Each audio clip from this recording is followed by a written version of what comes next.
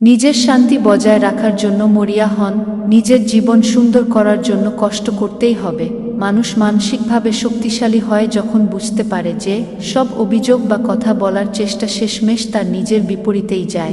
তখন আর বেশি কথা বলার দরকার হয় না, শুধু শুনলেই হয়।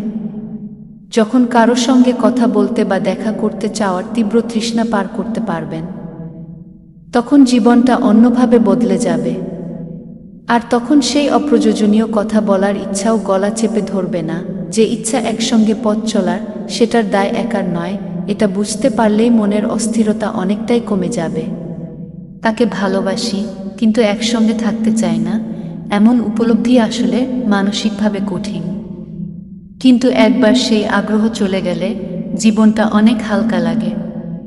তখন কে কি বলল, কে কি ভাবল, সেসব আর মাথা ঘামানোর মতো ব্যাপার থাকে না।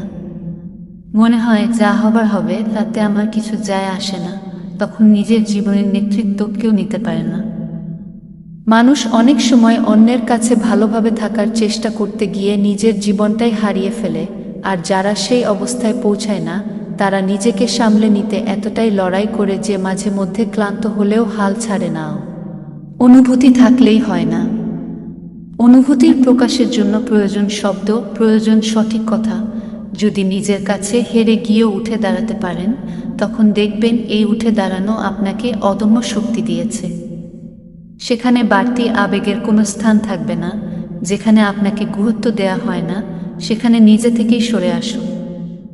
সাহসী ঈগলের মতো সম্পর্কের ভাঙা সুতো নিজেই ছিঁড়ে ফেলুন। কোনো মিথ্যা বন্ধন ধরে রাখবেন না। যে সিদ্ধান্তটা নিচ্ছেন সেটা যত কষ্টের হোক না কেন, ভবিষ্যতের জন্য তা প্রয়োজন।